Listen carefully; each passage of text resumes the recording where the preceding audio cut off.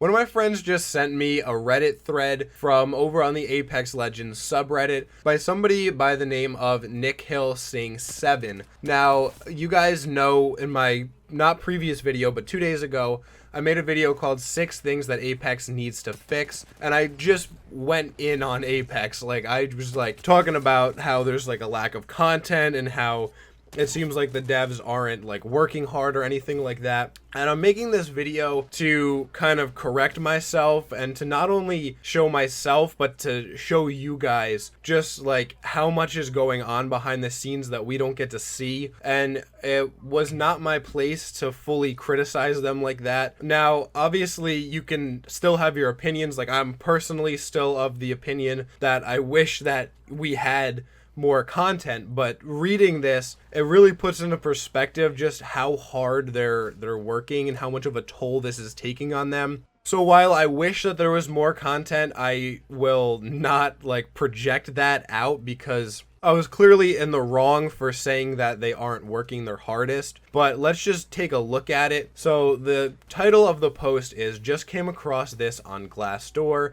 and I have to feel a bit sad for the devs." If you're not aware, Glassdoor is a professional website where you can go and rate your place of work or somewhere that you recently stopped working and just kind of give like your overall experience with it, whether or not you recommend it, what kind of outlook you left with, and if you approve of the people who run the company. So this post is from a current employee in the California branch of Respawn. If you don't know, they will soon have one in Vancouver too. So for the future, like people coming back and watching this, I have to clarify it. And this game developer just goes through the pros and the cons of working with Respawn and just the overall experience that they've had during this whole pandemic. So the title of it is "Burnout, Stress, and Heavy Anxiety on the Apex Legends Project." Now, this is a really tough thing to read through.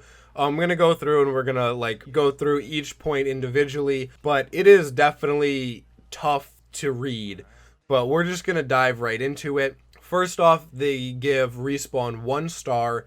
They don't recommend it. They have a negative outlook of the company, but they do approve of management. So Vince Zampella apparently is a cool dude.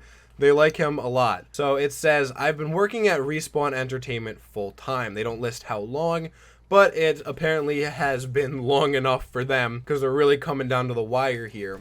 They do have some nice things to say about it, though. They say the pros: the founders of the studio generally have a great sense of how to make a game, which is not necessarily the case for the rest of EA. So a slight little roast of EA there. No surprise, though. EA has killed off many a company in the past, and as we all know, they've had some severe blunders with games like Battlefront 2 when that first came out. But they also say that the office improvements have been great, as their place of work has needed a lot of attention. So if you didn't know, back when they announced the Vancouver area of Respawn opening up, EA also gave Respawn quite a bit of money. So it seems like they've put that to good use. They've amped up their workplace, the office environment's a little bit better. So that's good to hear. At least, you know, when they're in the office, it's a good experience. But the cons start pouring in when we get down to the pandemic. So the first con says, "Mostly every other game company, including Epic, Activision, Bungie, etc., have extended project deadlines, feature/content roadmaps to accommodate for lower efficiencies and general stress and anxiety during the unnameable plague, but not on the Apex project." So the interesting thing to me is that it seems like whoever this game developer is knows for a fact that the people over in these other companies, like Epic, so probably working on like Fortnite, and then Bungie with Destiny and all that stuff, these people are getting longer amounts of time and just overall more accommodations when it comes to when their new content is being released. A lot of people have been saying that like Fortnite slowed down on content and Warzone hasn't had much content and all that kind of stuff. But it's good to hear that that content is being slowed because the workers are being treated like people. They're being treated like humans. Because once we get down to this next point, which says, "I feel extremely stressed and burnt out trying to keep our seasonal releases on the same aggressive timeline as pre-shelter-in-place productivity.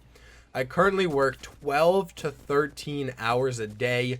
There's no separation between home and work life. For anybody who is currently working from home, or for anybody who is doing school full-time from home, I know for me, my longest days were only like 5 to 6 hours online. But even that, like, it confuses your brain to the point where you, like, don't know whether you're home or whether you should be working. And it's confusing. It's hard to focus. It's not a good environment to be working in. And for 12 to 13 hours a day, that's brutal. That's, like, unheard of.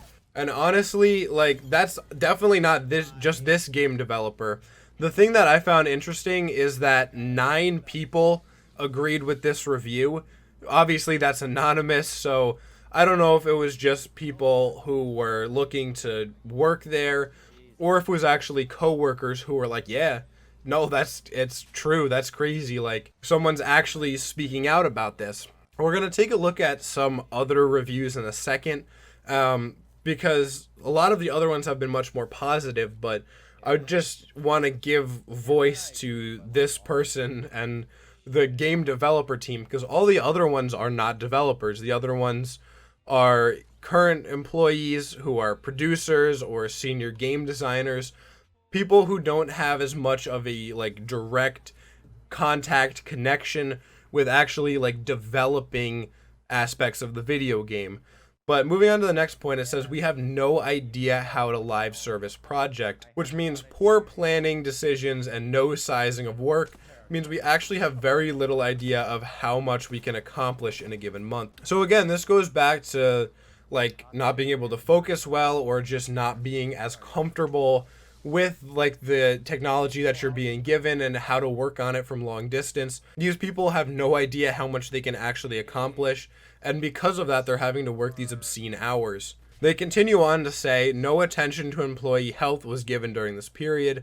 We get 2 conflicting messages. Please take care of your health, and we must keep the same schedule and work longer hours to meet our deadlines. And then they close with, I'm so burnt out that I'm considering leaving with no next job lined up, just so I can mentally be in a better place. Those are some serious words. Like, that's a legitimately serious reason to want to leave a company. 12 to 13 hour days on top of like pressure from management to continue with the same amount of content while working from your house. A lot of these people definitely don't have in-home offices and studios and stuff like that. Some of these people are probably like working on their kitchen tables and stuff, and they're still being expected to keep up with that same amount of content. But now, as I mentioned, right above that, there's a former employee who gave it 3 stars and said that they worked there for less than a year. Now, I don't know if that was just some kind of like they found a better job, or if it was something that actually led them to want to leave. But the most recent ones, one from the producer and one for the senior game designer, both had really positive outlooks on it. They said that there's a lot of autonomy, it's a great place to work, all that kind of stuff. So as I mentioned, they don't have as much of a direct game development kind of those long hours with bug testing and making sure that everything in the world is like the same lighting and the same color scheme and like all that really minute detailed stuff. So I just wanted to make this video to kind of point that out. This was a little bit of a reality check for myself, because to see just like how many hours these people are putting in is really eye-opening, at least for me. I hope it is for you guys too. I'm still going to continue on with the Hyperscape content, because at the end of the day, while I wish that these people were not working this hard and were being given more accommodations due to their circumstances, I do like things to be freshened up. I like variety, so I'm going to continue on with my Hyperscape. I do still enjoy playing Apex from time to time, but hopefully once things slow down and the content starts rolling back in again, and things pick up for Apex, I will love to come back and do that full time. But thank you guys so much for watching. I hope you enjoyed this video. I hope it was as eye-opening for you as it was for me, and you found it informative. If you did, make sure to hit that like button on your way out, as that really helps this video in search results. And if you're not already, you can join me on my YouTube journey by hitting that red subscribe button right underneath this video and join the club, and I would really appreciate that. But that's going to be it for me for today, guys, though. So until tomorrow, take it easy.